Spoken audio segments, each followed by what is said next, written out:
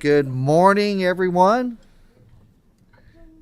Looks like we have enough members in here. We want to welcome everyone here for our August meeting of the Tobacco Settlement Agreement Fund Oversight Committee. I'd like to begin by asking Representative Pratt if he will lead us in a prayer, and then we'll have him lead us in the pledge as well. Please bow your head. Dear Lord, we come to you as your humble servants. Thank you for the important work this committee does. Thank you for the farmers that grow our food and feed us every day. As we look at what we do every day, make me glorify your name. In Jesus Christ's name we pray. Amen. Ask everyone to rise, and Representative Pratt, will you lead us in the pledge as well? To the flag of the United States of America and to the republic for which it stands, one nation, under God, indivisible, with liberty and justice for all. Now, ask the clerk to call the roll, please. Senator Rocky Adams, Senator Boswell, Senator Deneen, Senator Harper Angel, Senator Webb, Representative Brown, Representative King, Present. Representative Pratt, Representative Reed, Here. Representative Works, Here. Co-Chair Mays Bledsoe, and Co-Chair Dossett. Present. You have a quorum. Thank you. And next we'll move to approval of our minutes for our June 15th meeting. Do I have a motion? We have a motion and a second. Those in favor, can I have aye? No opposed? There we go. Okay, next we'll move to our presentation. We'll ask my good friend Brian Lacefield and his cohort Bill McCloskey to come to the desk and ask them to proceed.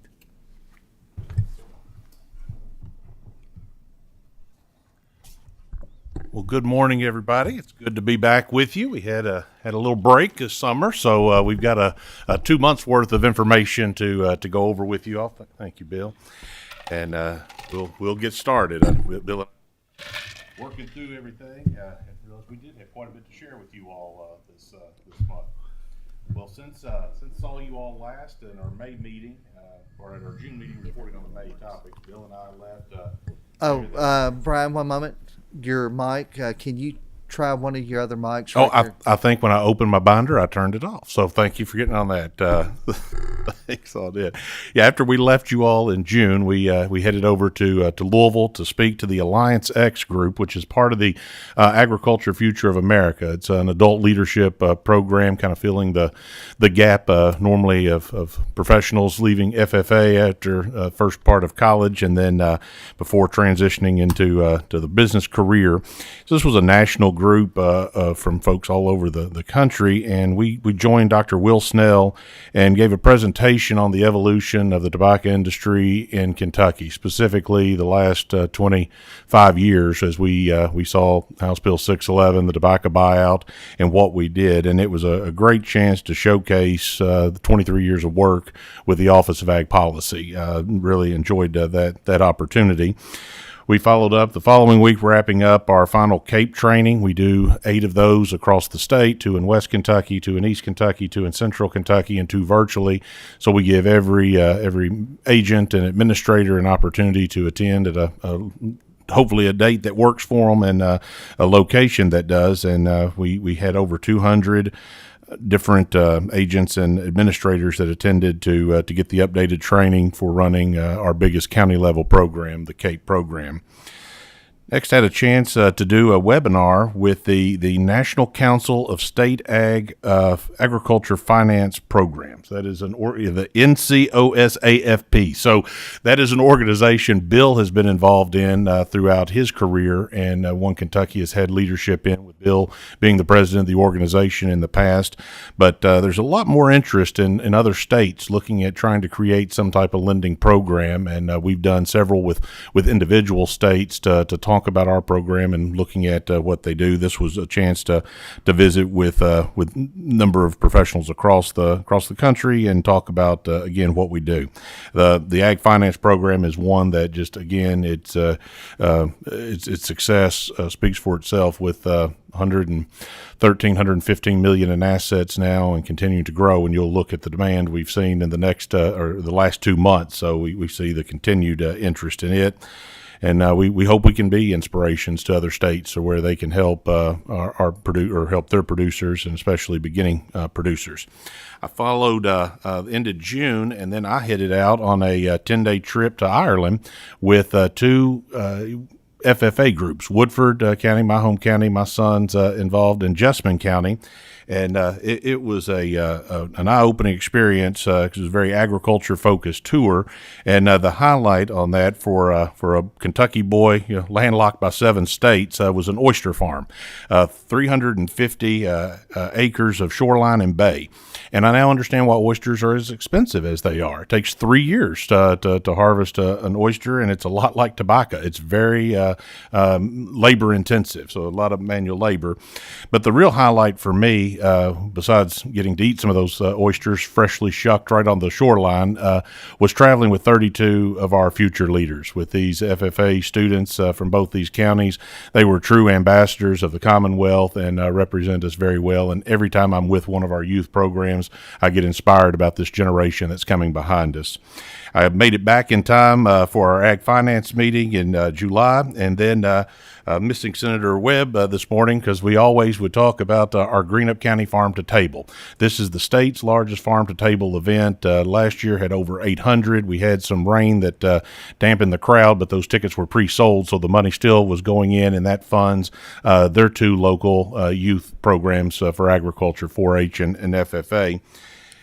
And you all, now this is my third July to recap for you, and I always talk about the challenge of that third week because there is the Greenup County Farm to Table event on the far east side, and then the Waves Ag Day, which is our 4 river counties and far western Kentucky, have their annual ag event at the same time. So a group of the Office of Ag Policy folks headed across the state to make that event. And this one was challenged. We had some of that heavy rain in West Kentucky where they suffered some of their flooding, and the event was moved inside, which it's always been an outside event. But it was still a great turnout, and shared the stage with Commissioner Quarles, but also Tom Womack, who is the senior advisor for the Ag Launch program in Tennessee. And that is a program that's analogous to the project we talked about with the Bluegrass Ag Tech that was funded earlier this year, which is an incubator for different ag tech projects. And they're just a little bit ahead of us. So it was great to hear what they're doing and to see that we're going to have these same opportunities in Kentucky. And they're utilizing some of their master settlement funds for this program as well. While we're always on the road, there's always site visits to tour and to check on our projects. We stopped there, Chairman, in Hopkinsville at Hampton Meats, and I'm sure you've been by there many a times and seeing the changes, what that's doing now under new ownership. But that organization continues to expand, increasing the retail and their capacity. We're planning on taking our both boards to tour that in November at our joint board meeting. Stopped at the Katie's Farmers Market to look at the site for where that's going to be. It's a project underway. And then Palmer's Meat is another fun story I wanted to share with you all today, because we report these stories as they're funded, but it's great to come back 2 years later and see how they're doing. And this one, when you look at the mission of what we're here for and what we do, this is a great example. These folks, Mike and Stacy Palmer, were tobacco farmers up until 21, and they bought this existing business. It used to be Laird's Meat there in Benton, Marshall County, and they stopped raising tobacco, transitioned in this. This business supplies a lot of the lamb going into the Owensboro barbecue market, and when when they bought the business, the majority of these lambs were coming from out of state. They were purchasing them, processing them, and selling this. Well, with doing that, they were getting an inconsistent product. They were seeing that the weights were not coming in at the size they thought. They were not in the same condition, body condition for what they wanted. So they've now started raising their own and have converted a lot of their tobacco infrastructure, their tobacco barns, to feeding facilities. So they're actually able now to be putting Kentucky lambs through this facility, and again, a transition from tobacco, what we're here for.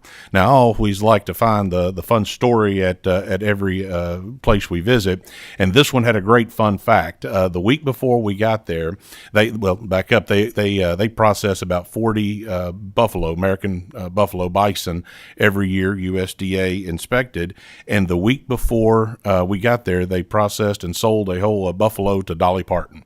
So that's I don't know if she was entertaining or that filled up her freezer, but either way, I just thought that was one I had to share with you you all for today while we're here. We got back in time for our July board meeting. Dr. Pomper with Kentucky State was a great host. We had it at Kentucky State this year, so it was a good chance for him to introduce his colleagues and for us to see the facility and have some of their special pawpaw ice cream. And in between all the running I just shared with you, we found time to move from Ann Street and are now located at the Department of Agriculture. So that was a main goal of the commissioner when we were moved to the office or under the Department of Agriculture, was to get the entire agency co-located at one location. And 2.5 years later, we were able to do it. So Bill and I and our team is taking up the second floor of Building 107. So stop in and see us anytime you would like. And with that, we'll get into funding some of our, or talking about what was approved the last 2 months.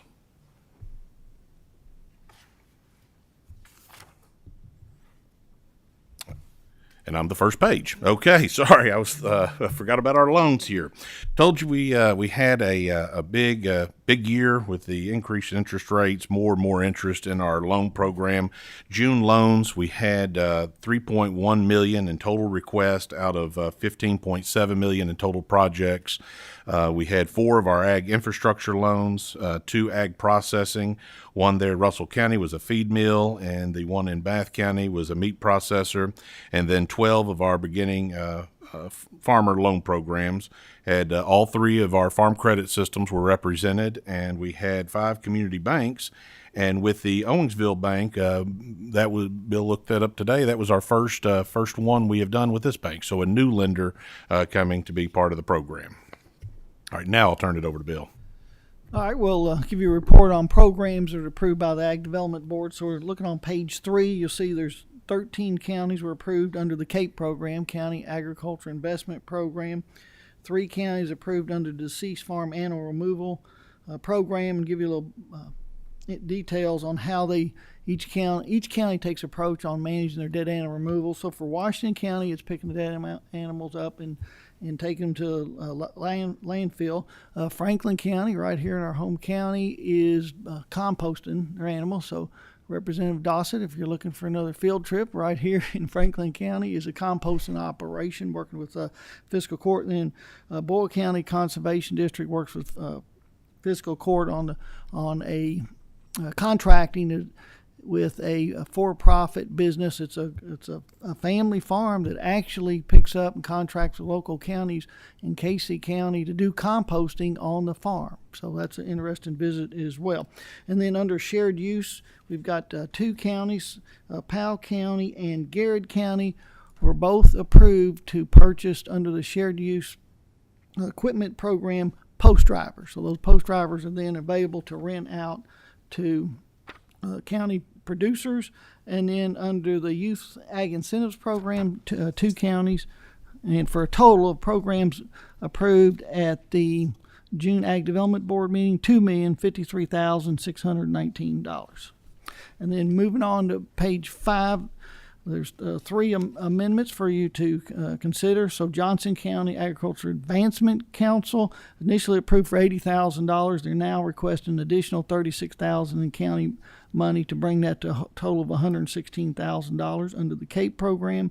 The next two are regarding Washington County Conservation District. So the youth program, initially $19,000. They've requested an additional $20,000 in county money to bring that to $39,000, and then the Washington County Conservation District regarding the Cape was initially approved for $120,000, and now requesting $106,600 to add to their Cape program to bring it to $226,600. So those were approved. Okay, next, moving on to page 6 to give you an update on our on-farm energy incentive program. So we take three application deadlines per year. So recently we had applications submitted. So here's 6 applications, and under the energy program, they are eligible for state funds up to half the cost, up to $10,000, and then an additional $150 reimbursement on the cost of the energy evaluation or assessment, and that has to be performed by a professional engineer or certified energy manager. University of Kentucky does a lot of these energy assessments, specifically Dr. Doug Overholt that operates out of the Princeton, UK location. So the first one, Sustainable Harvest, it was approved for a wood-burning fire stove using lumber or timber off the farm for a heating system to replace electric heating system there. The next one is on-farm energy grain, so that would be for a grain dryer. Most likely that's a very small percent of the total grain dryer, and farmers can also apply to the USDA REAP program. In the past, it's been 25% of the total cost of the project. I think they've recently increased that as much as 50%. So this will complement that program. The next one is a Marion County dairy producer be installing fans on their as part of their dairy operation, as well as the Pulaski County is going to be installing a hot water on-demand hot water heater. And then Wayne County is a poultry operation that's going to be upgrading their heating system in their poultry barns. And then the last one in Woodford County will be installing some solar panels to support their vegetable operation. All right, then next on to page 7, I think Brian's going to... All right, thank you, Bill. Our first project to talk about from the June board meeting was the Organic Association of Kentucky, OAK as their abbreviation and acronym is. This was $396,000 for state funds over a 2-year period to support 3 program positions within OAK's core programs. You can see the matching funds, the diverse group that they pulled together for this. And was worth pointing out, the organic industry in Kentucky is currently a $75 million industry. Now, that's out of our $8 billion in total ag receipts, but it's probably the fastest growing. It experienced a 97% increase just since 2019. And the current administration at the federal level has made this a priority and are offering a lot of grants. Oak's been very successful in bringing these to Kentucky. I think last year was awarded over $4 million. And as this is a growing industry, a lot of the technical expertise is not there. You think with tobacco, Chairman Dawson, you think about some of our friends back home that are on 5-6 generations of raising tobacco. There was a lot of transfer of knowledge that came down through this within tobacco. Within an organic industry, there's maybe first generation doing this. So we rely on these technical experts for what they're doing. Last week, Bill and I had a chance to go meet with the executive directors from Community Farm Alliance, Grow Appalachia, Oak, Kentucky Horticulture Council, the Food Connection, and the Kentucky Center for Ag and Rural Development, KCARD. And it was a great chance to spend the afternoon. They meet regular and getting to hear what they're doing. They work on collaboration, and then also to make sure there's not redundancy, to not make sure we're not overlapping with programs for what they're doing, but to just make sure nothing's falling between the cracks. And it was a great example to see the synergy of these organizations coming together, all of which we're funding with ag development funds, and to see that work for Kentucky producers. Brian, I have a question Yeah, on go this. ahead. Our handout, we have two different numbers. How much was awarded? Okay, that this I saw that as soon as I read it. The 369 at the top and the 396 in the paragraph. The request was actually 396. When it got approved by the board, there was an inversion of the numbers, so the 69, and so this was modified at the July board meeting to correct. So the correct funding is the 396. It just took us 2 board meetings to get there, Chairman. So good catch, and sorry I didn't point that out. Thank you to the staff because they caught that right there. Thank you. Well, very good. And the last comment I want to make about oak is we talk a lot, and you'll hear it in future projects today that we're going to talking about creation of markets and value added and trying to transform that generic commodity into something else. But one thing you can look at with the organics is we're adding value by just changing a production practice. So I think that's worth noting that this is what they're doing, creating a premium on that product. All right, flipping over page 8 now. Warner Fertilizer Company out of their home county of Pulaski County was awarded. They requested $124,284 in multi-county funds for the startup of services using aerial drones. And Chairman, I thought I grabbed this one today because I know you and I both share ag retail experience, and you think about where we've come from some of the spreader trucks we were using to now we're utilizing drones for aerial application of herbicides and pesticides. This was all county money in a regional area, and there were no state funds allocated to this. And this kind of the current philosophy of the board and their consistency. If we are creating markets or adding value for these producers, then in a regional project, the board's regularly matching these county funds with state funds. In a case like this, where you're looking at a for-profit business, they have limited this to just county funds. This also would be eligible within our deal program within Ag Finance as a loan. But right now, they have been around to 7 counties requesting funds. 3 counties have awarded them funds for a total of $12,500. So that's where we stand currently on this application. All right, moving on to page 9, you've got the Reclaim Ranch Fiber Mill LLC. So they requested $127,626, which is half the cost to establish this microprocessing service and mini mill in northern Kentucky.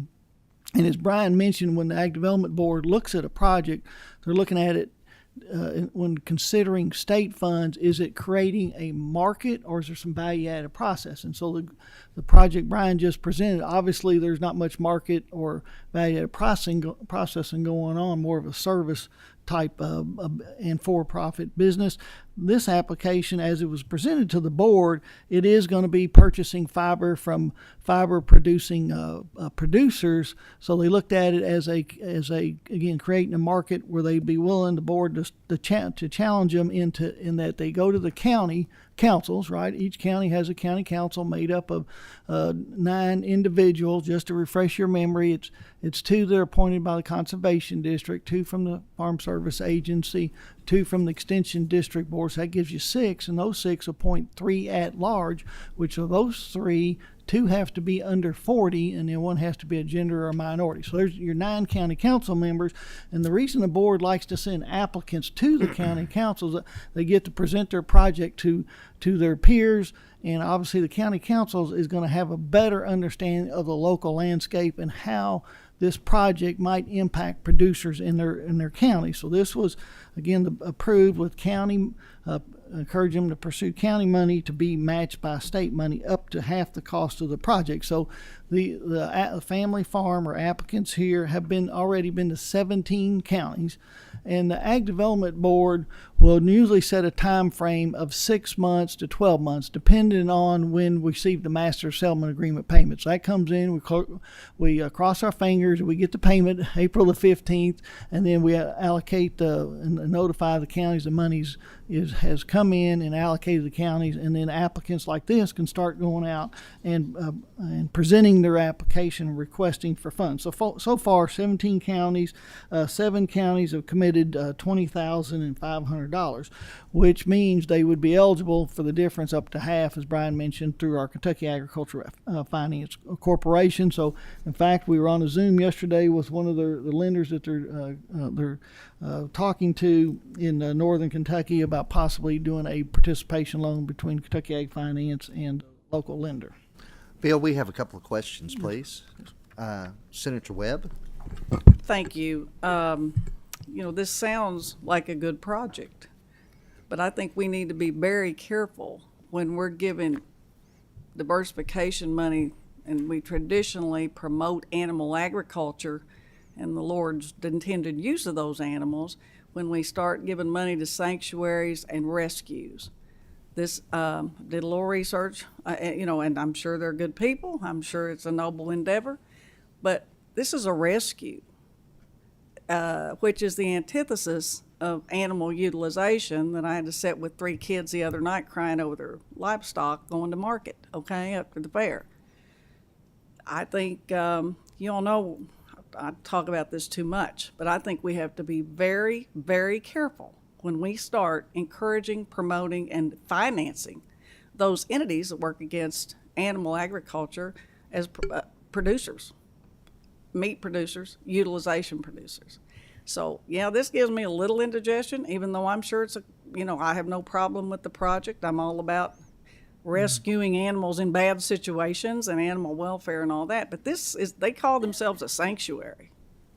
And that, I think we need to be very mindful before we go down that road. That is not what we intended this money to be for. So that's my spiel. Thank you. Well, thank you, Senator Webb, and I appreciate you giving that direction. Obviously, that is not the intent and not the spirit of what these were funded. It was for the processing of the wool.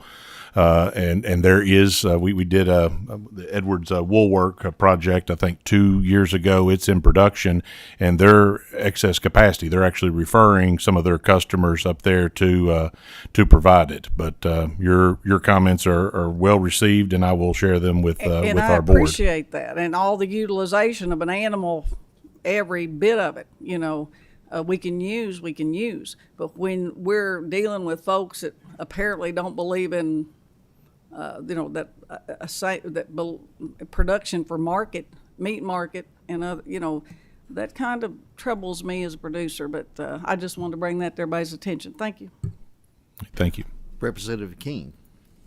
Thank you, Mr. Chair. Thank you all so much for being here again today. I look forward to catching up on 2 months worth of projects. My question about this project is who is their customer? Are they going to be wholesaling these fibers to people that are making scarves and sweaters, or do they have someone on site?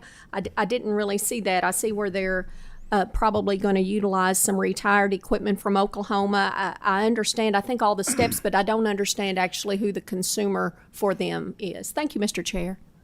Well, some of this will be, or a large part will be processed for whoever's growing the wool. They will just be taking the wool and turning it into the final product to where they can sell that.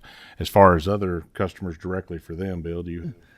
No, I think they're still developing that part of it, but I think it's mostly a service to fiber producers in Kentucky that have limited marketing opportunities for their fiber. This may be something that they're not able to utilize, and this gives them an opportunity to add value to any fiber they would be producing off their livestock. So, and the equipment, the funds are earmarked, Senator Webb, to processing equipment. So, it's part of the problem. If I may respond, I mean, that's all well and good, but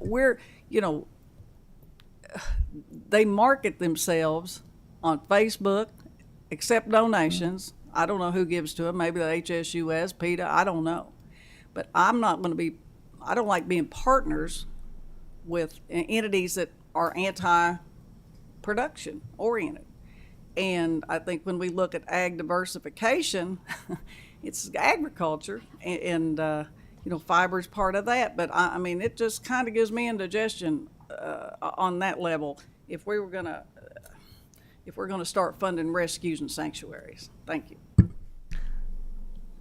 We have a follow-up from Representative King. Thank you, Mr. Chair.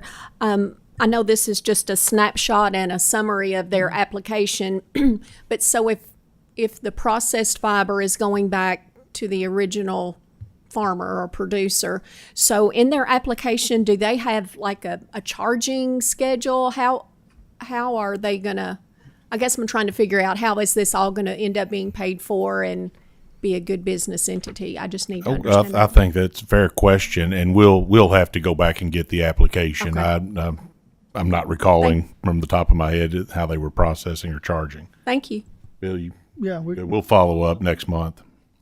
I think these are very important questions. Of course, as Senator Webb mentioned, and whenever we look at home, especially in a heavy agriculture area, heavy producer of livestock, we do want to make sure that someone that we're using these funds that won't be detrimental to those growers in some way. So I think it's very interesting. Thank you for bringing your point of view up, Senator Webb. All right, thank you, and we will follow up with that. On page 10, Loretto Grain. This was a request for $300,000 in multi-county funds and $2.199 million in state funds, part of a $5.1 million project to aid in building a grain elevator, bins, and all equipment, specializing in storage, cleaning, and conditioning of corn, wheat, and non-GMO soybeans. This was for a $640,000 bushel bin, and again, all the supporting equipment to create a market for grain here in central Kentucky. They will be cleaning, conditioning for distillers and millers. The request, they were awarded state funds matched by county up to $1 million, and any difference that they did not get from the county funds would be made up in a participation loan from Ag Finance. So the total amount will be determined based on the number of counties that choose to support this, and they are looking to service farmers in 11 different counties.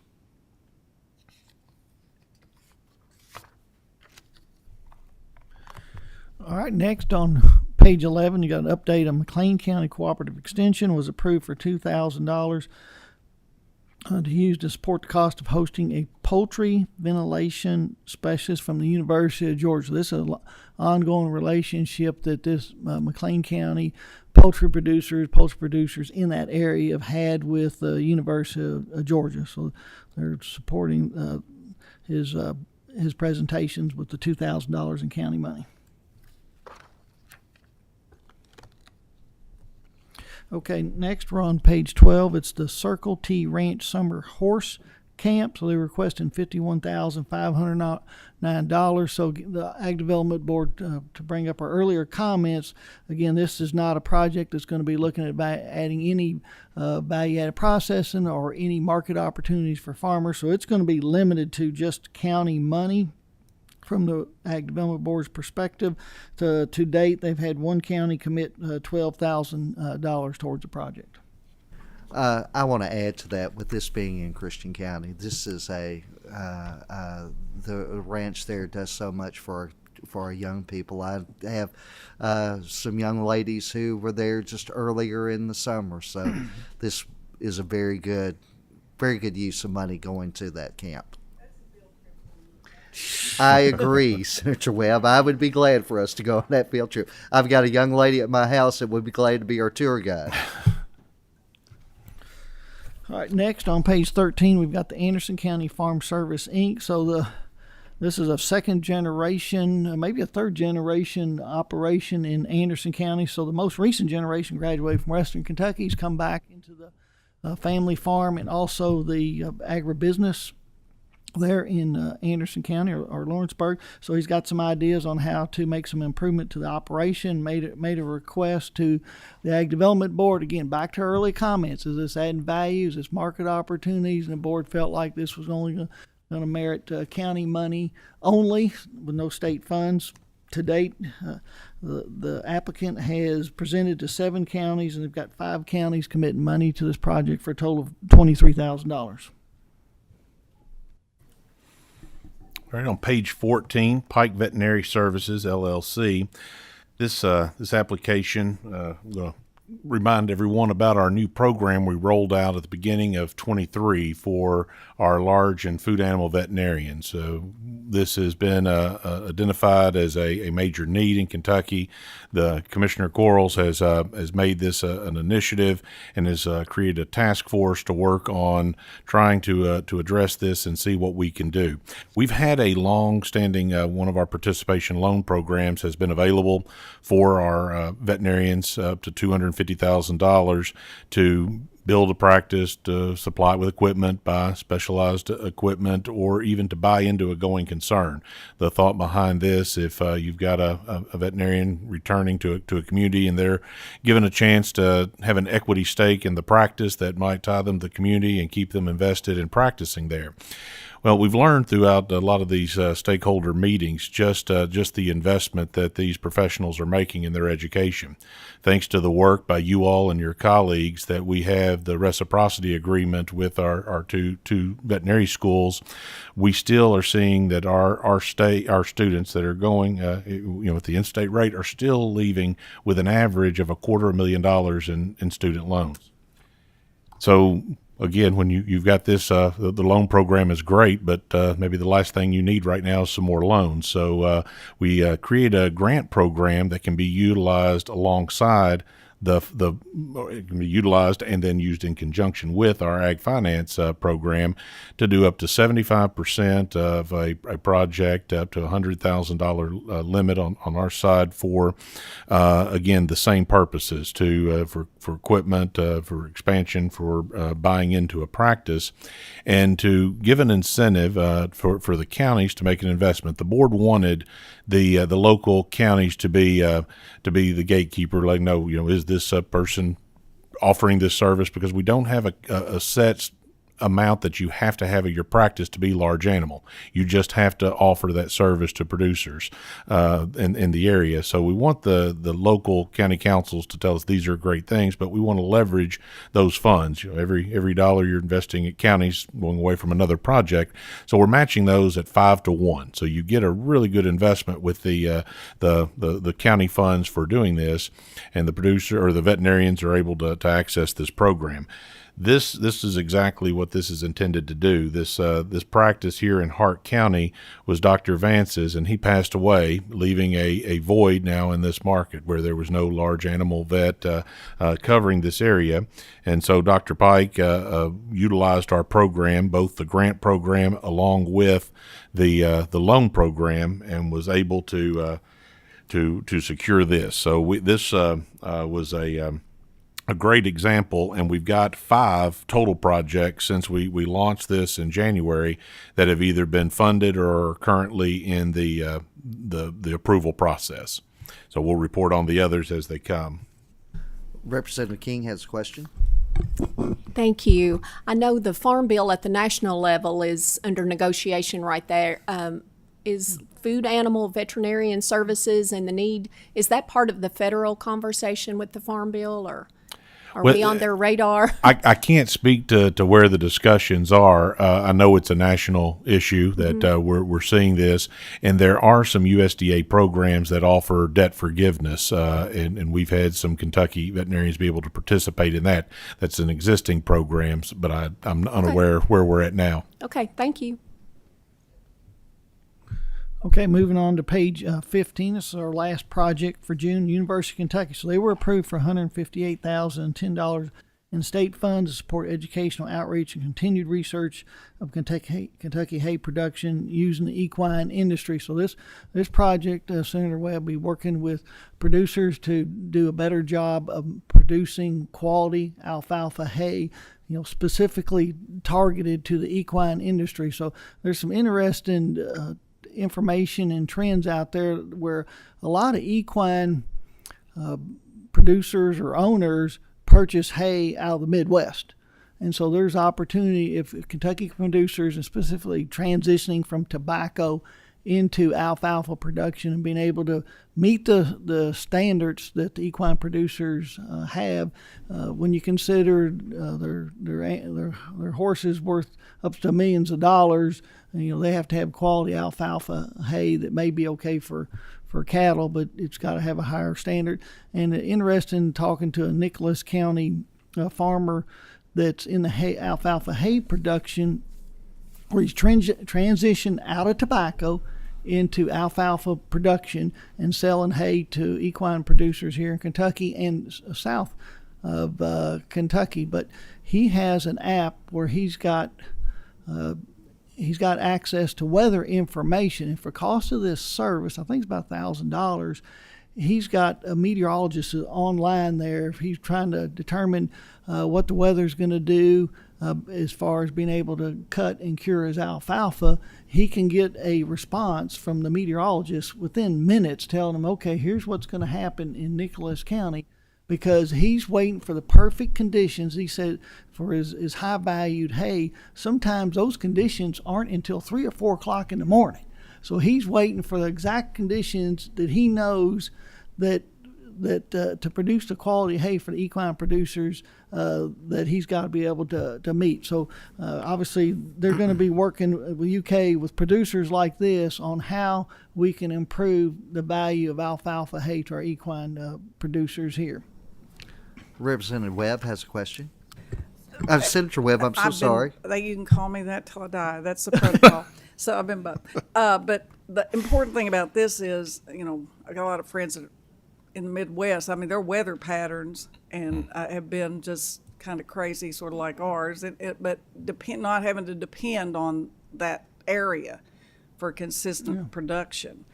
Because, the number one, and Representative King knows this, number one national issue we have is hay fields disappearing, especially here in the bluegrass. So the most we can maximize what we have is important, because, just like one of the old men at the cattle sale the other day said, what's up with those horses? They're just looking for a way to die. Well, the number one way to die if your horses get a hold of some bad hay or feed. So this project and projects like this are very urgent, along with conservation of our land to produce the feed source. Okay, so that finishes up June, so ready to transition into the July board book, or both boards. And I need to check and make sure on the report for Ag Finance. You may have the June report at the time. We do have an update, Kelly, for the July Ag Finance, if you want to hand that out. As well as Senator Webb, our international slide here. So we were really excited when a group from India was coming to visit Kentucky and reached out and wanted to learn more about what we're doing in Kentucky agriculture. We've reported to you in the past that there's been several states, Delaware, Maryland, that have contacted us about the Kentucky Agriculture Finance Corporation. And again, this group from India wanted to know what we were doing in Kentucky, and we were certainly happy to share them with that information. And when we got to the question and answer part of the program, they zeroed in, Representative Reed, on the Kentucky Ag Finance Corporation. We want to learn more about that, because they looked at that. That's going to be something that's sustainable the way the Kentucky Ag Finance Program is structured. So we've been thinking about you, Robin, Senator Webb, ever since we got to meet with them. Yeah, she said this international program, and this just shows that we've got international interest in what we're doing here in Kentucky. All right, have the handouts made it around while Bill showcased our international model?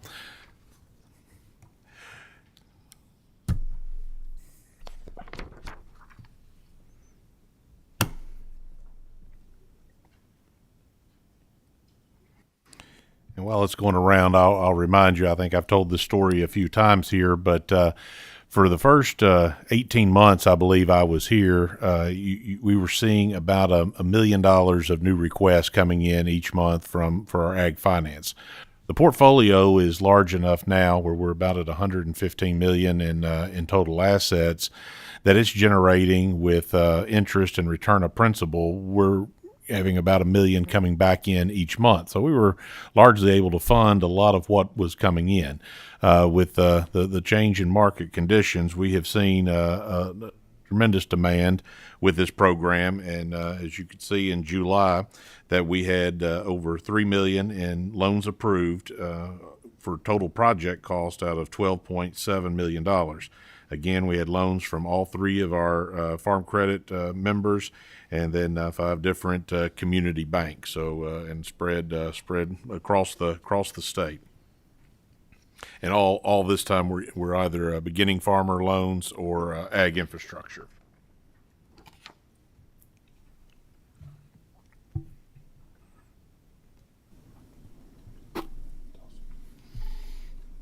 Senator Boswell, I think, has a question. Senator Boswell. Yes. Senator Boswell. Thank you, Mr. Chairman. What's the approximate interest rates on some of these loans? I mean, interest rates, as we all know, are going through the roof. Just, is there an average rate on some of these loans that you're making? Probably 7.5 to 9. Okay. So we're at 2.75, so you can see why there's a lot of interest in the program. Yeah. Yeah, our loans are all loaned out at 2.75% fixed up to 15 years. We can do up to a 25-year amortization if it's real estate. Of the 2.75, we pay the participating lender 0.75% for servicing the loan, so we're getting 2% back. Thank you. All right, we'll move on to update on the programs that were approved. So you can see on page 3, a little over $2 million were approved for counties. They're going to administer the CAPE program, County Agriculture Investment Program, then Deceased Farm Animal Removal. There's 5 counties that were approved. And then page 4, update on shared use of equipment. So Marion County is going to utilize their money to buy a sprayer, and then the rest of the counties here are utilizing their county money for no-till drills to be rented out, and that's the most popular piece of equipment under the shared use equipment. And then we've got 3 counties that were approved to administer the Youth Ag Incentives Program. So totals $2,288,714. Moving on to page 5, we've got 3 amendments. So we'll start with Grayson County Cattlemen's Association. Were approved to add $100,000, bringing the total amount for the CAPE program in Grayson County $250,000. Clark County Conservation District requesting an additional $20,000 to bring total CAPE award to $170,000, and then Marion County Conservation District requesting an additional $38,904. So that would be a total of $163,904 to administer for CAPE in Marion County.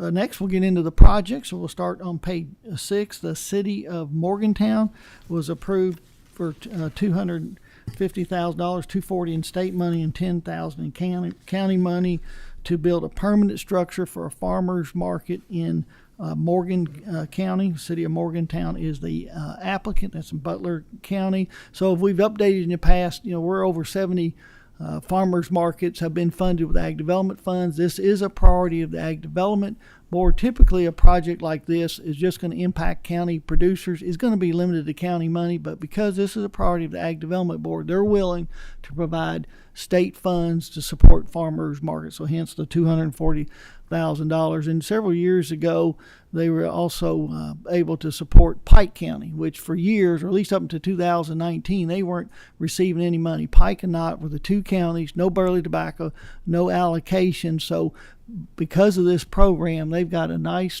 over $600,000 farmers market, permanent structure, obviously, in Pike County because of this program. And it continues to be a priority of the Ag Development Board, giving any county the opportunity, if they can come up with the matching dollars, to have a permanent structure for their farmers. All right, thank you, Bill. Page 7 for Tri-County Livestock Exchange Incorporated in Henry County. Tri-County Livestock requested $6,639.50 in Henry County funds to aid in the purchasing of a cattle chute, alley, gates, and RFID readers, which RFID is radio frequency ID, and that's a device used to collect the identity of the animal. But this ultimately just improved the infrastructure of an existing stockyard. I actually was at this county council meeting when it was approved, and the producers were very excited about seeing this, because I think anytime when we look in our ag businesses, when they become more efficient, the farmer wins. And this was county money only and was approved. All right, next on page 8, we've got the Halstead Farms LLC was requesting $60,000 to support their on-farm retail business. The Ag Development Board approved county money matched by state money. So they've started the process of presenting their application to the counties to support this on-farm retail market. Page 9 was the Kentucky Young Farmer Association, $21,814 awarded to this group to purchase welders, helmets, electrodes, and gloves for 25 farmers to complete the requirements of a pilot program for welding training. One a very necessary skill on the farm is welding, and this is working through our community college our community colleges workforce solutions to begin this pilot program, and the participants will be able to keep this equipment and be able to use it in their operations. Okay, for our last project to present to you today is on page 10. So it's Local Food Hub and Pizza Pub LLC. So they're requesting county and state money, total of $200,000, which is approximately half the project cost to purchase kitchen equipment necessary to create a large-scale value-added processing program. Be their second location in Louisville. So their first location is right here in Frankfort. Representative Rourke, I think you've patronized this business. Maybe you can give a testimonial on it. But what's impressive about this project and the family that's operating this business is the effort they go to buy all Kentucky products and market it through their store. So they've got a successful model here in Frankfort, so they'd like to extend it on into Louisville. So the board wants to support county money matched by state money. So I've got their report, and to date they have $75,000 committed to the project, which that's going to leverage $75,000 in state money for a total of $150,000. So they're close to their request of $200,000 being requested. Bill, we have a question from Representative Rourke, please. Thank you, Chair. Wanted to say that I had the opportunity this summer to attend the Louisville Agriculture Club, and then also our Agricultural County Council meeting and the Jefferson County Farm Bureau meeting. So with all of that, on the night of the County Council meeting, got to hear the presentation from Mr. Bragg about Locals Food Hub and Pizza Pub. And one of the things that had impressed me the most was, of course, learning about their successful model here in Frankfort, which all members are invited to attend a tour today at 2 p.m. of Locals Food Hub. At their location. I'll buy us pizza, personally. But thank you, Representative King has agreed to go as well, so I'm excited to get to tour it. But I think the exciting thing about it coming to Louisville for me is knowing that it's going to be in a certified USDA food desert, as well as, again, the emphasis on buying all local products and supporting farmers and making that make financial sense, especially in Louisville where we have a lot of food deserts and grocery store needs. So I'm really excited to see this model in action, but really excited to see it coming to Louisville. Thank you for those comments, and it was good to have you on the trail with us to see some of these meetings we go to. So thank you for supporting them.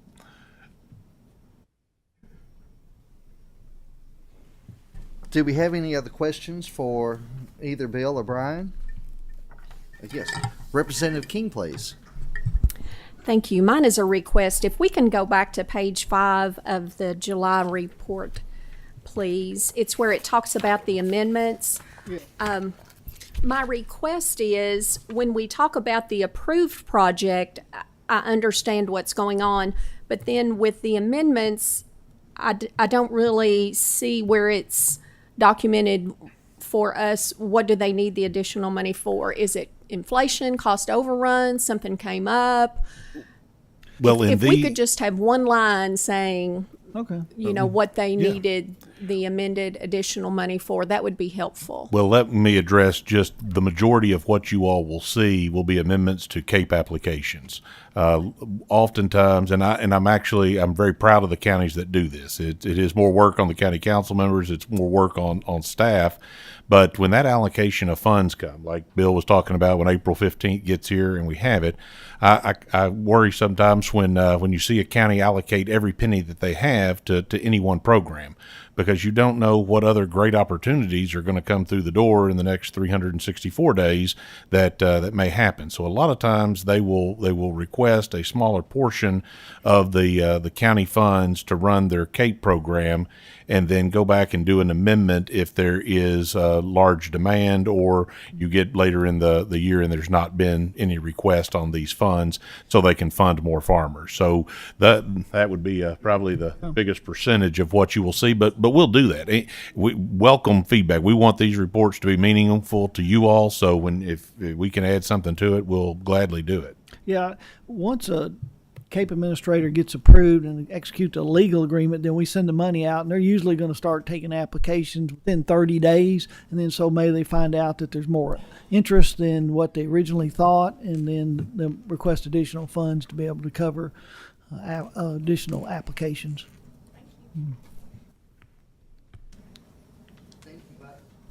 Thank you both one more question here, Senator Boswell. Thank you, Mr. Chairman. I just had a couple questions. We're talking a lot about farmers markets today, and it sounds like a pretty good idea. But what the question You got I a had nice is- one in Davis County. Yes, I know. and it's a pretty sizable investment there.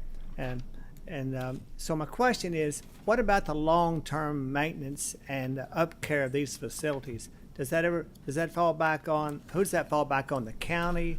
That was Well, my question. Let Bill take that one. We sit on a lot of orientations. He explains it very, very well. So Well, typically we like to see, we encourage that because farmers market associations, I think where you're going, Senator Boswell, don't have a lot of resources. So we like for the local government, either it's a city, in this case, the city of Morgantown, or fiscal court being the applicant, because we like the landowner to be the applicant, because it's a lot easier to enforce a legal agreement. And we also know that city and our local governments, whether it's city or fiscal court, have the resources to maintain liability insurance and also maintain the facility. So that's why you'll see these farmers market applicants, it's going to be local government, it's going to be the applicant to be able to address the very specific concerns you have.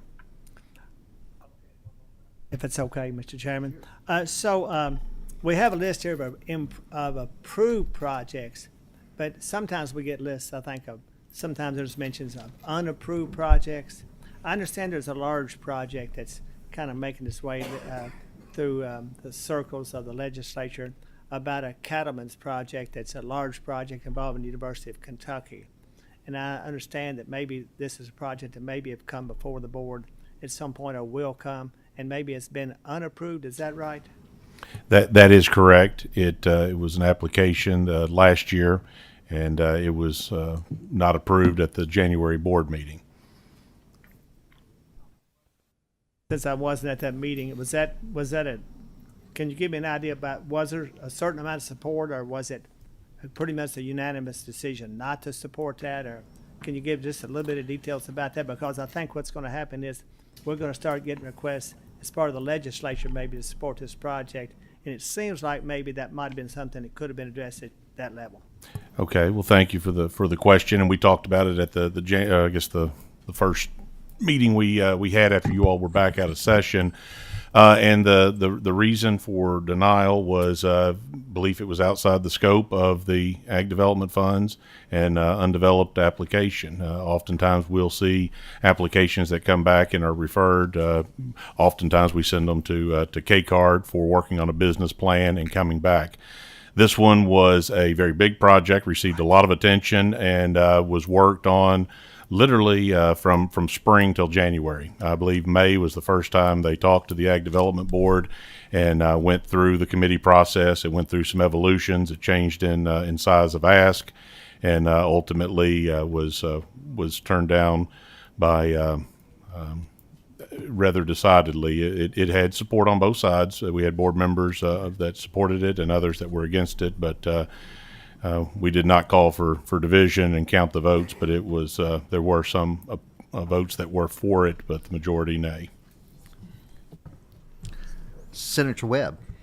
Just to follow up on Senator Boswell, I've been involved on that from the interpretive side, even with board members and you all, and I respect the views of all the members because, the mission, the language is interpretive, and in anything you do. But this particular project, whether or not the board is involved or those monies are expended, I stand by the project. I think it's very necessary, and if the General Assembly needs to make a budget request, and I know, I'm preaching to the choir here for the most part, but I think it's important to note for the other members and the members that aren't that familiar with it, we've got an opportunity to have an education center in the middle of the state, and with our flagship university in agriculture, and I just think we can't wait any longer for a lot of reasons on the education side and the ability to educate and enable, and I think that will enable projects that will be utilized out of the ag money. So I think we all need to look into this project, find out about it, because it's going to serve the entire Commonwealth. There's no question about that, and whether or not the board participates, and I lean into participation, but also notwithstanding knowing that our monies are somewhat limited, and the mission statement, whether or not you evolve or change can be a slippery slope, to use a legal cliche.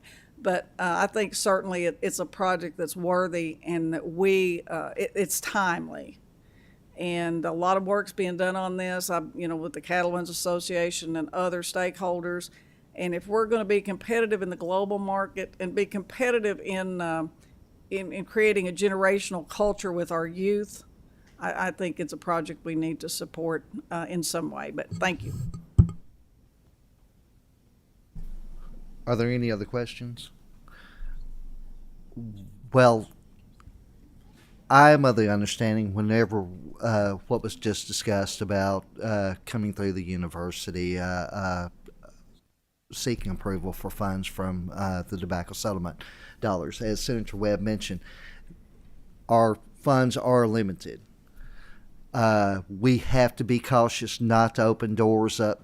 Sometimes whenever you open a door up to one entity, then there's going to be many entities across the Commonwealth that would want into this, and this money is intended to benefit agriculture and those growers that were impacted when the tobacco settlement agreement was first reached, and to move those farmers away from being dependent on that tobacco dollars. And it has done just that. When we look at what we've done funding livestock, as was mentioned earlier there with Hampton Meats, I have seen the new facility and the improvements that have been made. And I know they had a 4-H group that actually took a tour there a couple of weeks ago, and to hear the discussion from those young people of what they were seeing of the improvements where the livestock are brought in, the holding pens and things like that. But it has made for a better market for our growers there, not only in Christian County, but covering many counties, Todd, Trigg, Hopkins County, many counties that come in there actually from across the state line. So these dollars have done a tremendous benefit for agriculture and for those who were impacted when the tobacco settlement, as we've seen tobacco production go away. But I want to thank you both for your presentation. Well, thank you, Mr. Chairman. This is my favorite meeting each month, so good to be with you. Next, we have a presentation from the Division of Conservation. This will be Jonna McHugh, who's the acting director from the Department of Natural Resources.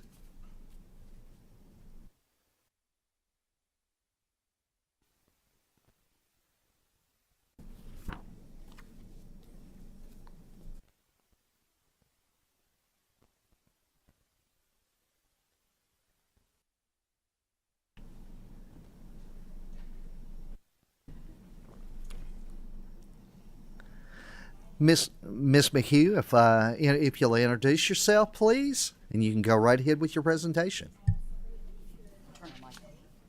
Oh, and please turn your mic on. I'm sorry, it looked like it was lit up and I didn't realize it. Good morning, committee. My name is Jonna McHugh. I am the acting director of the Division of Conservation, and I am here to talk with you all this morning about the state cost share funds and direct aid funds that we receive from the tobacco oversight funds. Our allocation in FY23 was $3.4 million. Of that, $2.5 million we use for state cost share, and then the remaining $900,000 we use that for direct aid to the conservation districts. You can see the chart there of how our state cost share appropriation has changed over the years. I'm going to talk about state cost share more in just a minute, but I'm going to start with the direct aid. So we received $900,000 to help the districts specifically.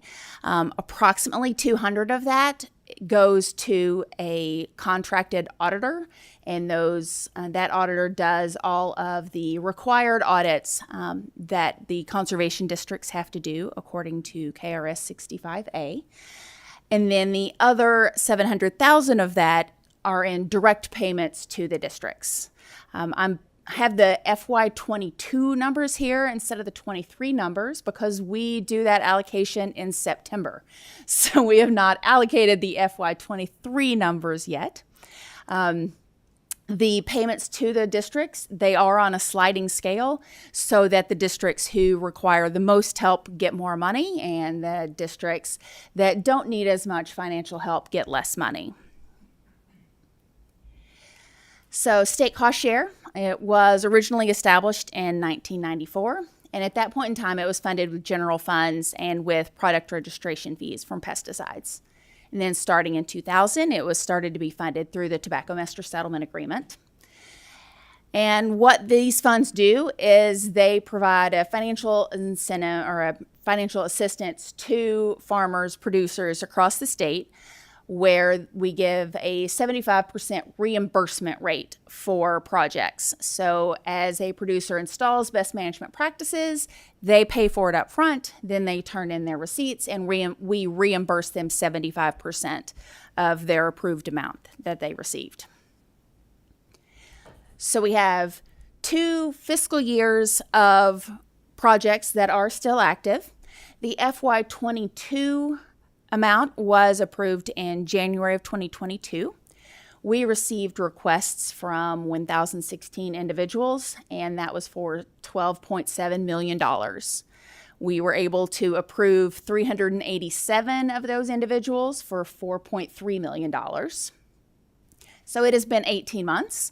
18% of those projects have been canceled, 44% of them have been paid, and we have $1.6 million that is still obligated but have not yet been paid to those producers. Here's a map showing the FY22 funds so that you can see the dollar amounts that were approved across the state. You can see all across the state does get approved. It's not just in one area of the state. And then this current fiscal year is of the FY23 funds. Those were approved in February of 2023. We received requests from 960 individuals for $11.6 million. We were able to approve 345 of those for $4.2 million. It's only been 6 months, so a lot of these projects they have not even thought about yet because they do have 2 years to get those done. But we've had 3% that have canceled, 5% that have been paid, and we have $3.8 million that is still obligated, that is already obligated, waiting to go to those producers. And then there is the map of the 23 funds that you can still see. It is going all the way across the state. Over time, this is the total number of applications approved over time. You can see every single county has had at least one application approved. We've had up to 862 in an individual county, but this is the number of applications approved over time since the beginning of the program. And then this is the total dollars approved since the beginning of the program. So we have been able to help landowners across the state. The total dollars approved, you'll see that map is slightly different than the number of applications approved, and that's because some practices do fund at a higher rate than others. It costs more money to put some animal practices in than it maybe takes to reseed some other areas, that kind of thing. So it depends on what the practice is, obviously how much in funding they receive. So here's our current account balance. We have $10,856,845.19 in the state cost share account. So of that, $900,000 of that is obligated to be direct aid to the conservation districts. Once again, approximately $200,000 of that goes to the auditors, and then the remaining $700,000 will be obligated and distributed to the conservation districts next month. From the FY22 practices, we still have $1,654,987.18 that is obligated. And from the FY23 practices, we have $3,859,334.88 that is currently obligated. It's all still in that $10 million. We also have a contingency fund set aside of $340,000, and that set aside is specifically for landowners who've received notices of violation or letters of warning from the Division of Water. So when they get a notice of violation, they are referred to their local conservation district. They can go in. We can see if we can do anything within the state cost share program to help them fix whatever problem it is that they have, that they are getting that notice of violation for. We currently have $20,000 of that obligated. The practices, that is a Warren County practice, it should be finished any day now. So we should be receiving the receipts on that one to be able to pay that out very soon. So when you take all those obligations out of that $10 million, we're going to have $4,102,523.13 available for award in January of 2024. That is the amount that we have right now. If more practices cancel between now and then, we would be able to increase that amount. But roughly $4 million is what we will be able to obligate when the commission meets at the beginning of the year. So, demonstration of need. We receive way more requests in funding than we are able to help every single year. As I've already shown you, in 22, we had $12 million asked for, and we were only able to obligate $4.3 million. And then in 23, we had $11.6 million that was asked for, but we were only able to approve $4.2 million. All our conservation districts are currently taking applications for the state cost share program. The cutoff for this year is November 15th. And then we will get those applications ready for the commission's approval in January of 2024. And once again, the amount that we're going to have available is 4.1 million to be able to be obligated for the 2024 practices. And here's my contact information. Here, my email address, my phone number. I would be happy to answer any questions today, or if you think of them later, I would be happy to answer them later as well. Thank you, Ms. McHugh. We do have a question. Representative King, please. Thank you, Mr. Chair. Thank you so much for being here today. May we go back to one of the two slides talking about the fiscal year and approved? Absolutely. Thank you. That one's fine. Either The one. numbers or that one will be Okay, fine right there. great. So paid and still to be paid is self-explanatory. Yes. What exactly is canceled? So a lot of producers will apply for our program and EQIP, which is the federal equivalent of our program through NRCS, and they might also apply for CAPE. And then they wait and see what all they get approved for and see which one works best for their practice, their home, whatever. So if they have decided that EQIP, the federal program, is better for them just because of timing or whatever, then they'll cancel ours and do the EQIP program. Also, there'll be some where maybe the landowner passes and his or her children do not want to farm, so they're not going to do the practice. Or someone who farms part-time and has a full-time job might have lost their full-time job, and so they know they're not going to have the money to do it. So they go ahead and cancel those practices, and then we're able to re-obligate that money. Very good. So for those canceled applications, is the money immediately available for the other applicants that are any kind of lag time there that No, it will go into the next year's approvals. the next year? So Yeah. other applicants kind of do miss out on the remainder Other of that applicants fiscal year. miss out for that year, but then we are able to approve more every year than we receive because we are receiving 2.5 million, but we're able to approve 4.3 million because there's always some that get canceled or that they had a huge plan and they were planning on spending lots of money, and then some things changed and they maybe weren't able to complete all of it, so they spent less than they were obligated, and that money is then available in the future as well. Thank you, Mr. Chair. Senator Boswell. Thank you, Mr. Chairman. I had a couple of questions. Sure. You said that 960 approximately applicants, and it was 345 approved. You know, as with any program, you know, people who are knowledgeable and become educated about the programs are the ones who are most likely to succeed year in and year out.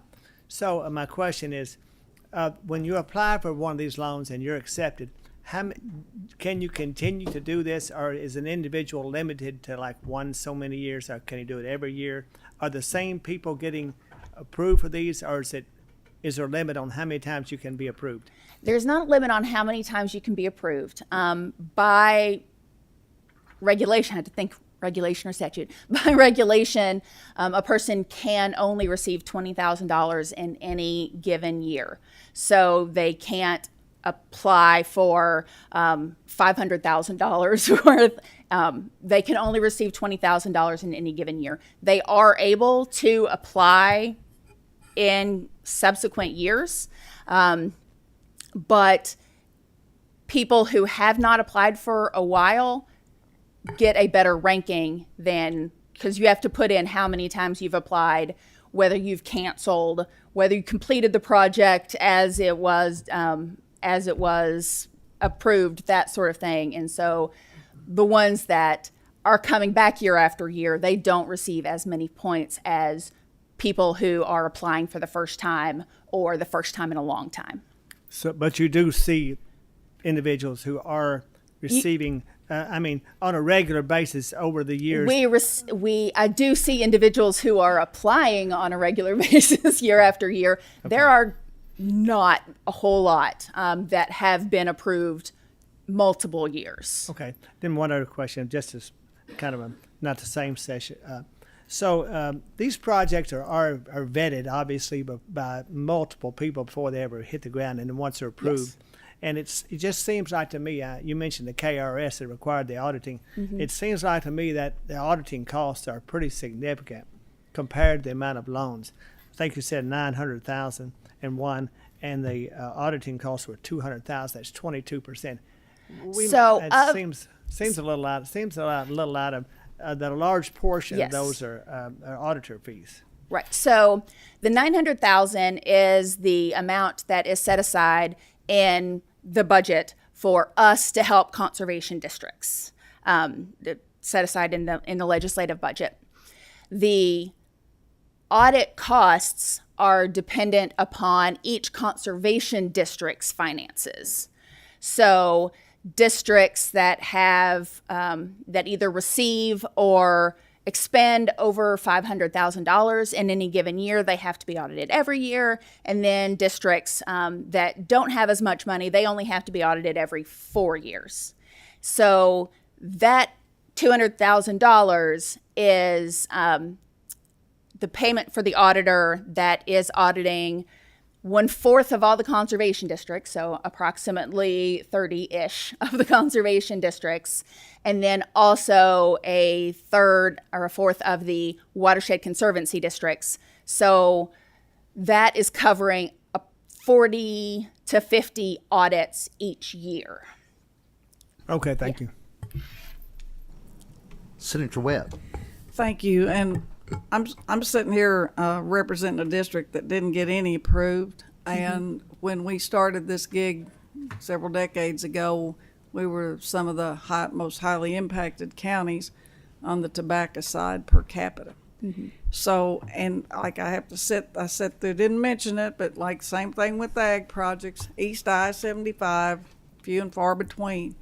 Now, here we're looking at historical tobacco producers. We're funding this thing with that money. And I don't have one project awarded in 22.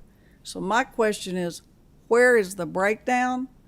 I'd be interested in knowing where the applications are from, those 960 on a map, and I'd be interested in knowing where the ones approved were on a map. Now, if there's a breakdown in communication, or we need to have a more aggressive board locally, we need to know that. Okay. Our farmers need to know that. Our policymakers need to know that, because I represent East Kentucky. And like I said, my district, Carter, Lewis, Greenup, historical tobacco production, some of the highest per capita when the production went out, when we started this fund. That's why I was so involved in it. And I really want to know how I can bring back the money that, they're entitled to, because we still have a lot of beef production, goats, lambs, we're doing it. And if we need to know how to, and we have a good federal presence there too, don't get me wrong, but that's what I want to know, and how we can bring parity to our producers throughout the state. I can absolutely get that for you. Thank you.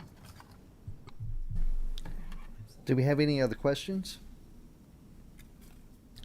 Ms. McHugh, thank you, Thank you. for your presentation. It's greatly appreciated. And at this time now, want to let all of our members know our next meeting will be scheduled for September the 14th at 10:30. And with no further business, have a motion to adjourn. So moved. We are adjourned. Thank you.